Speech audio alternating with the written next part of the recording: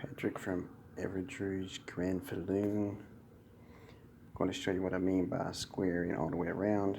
Here are my tools, minus the Sharpie ink pen. There.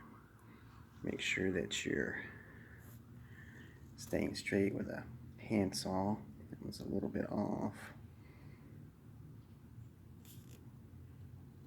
The width of the saw blade should be able to correct this.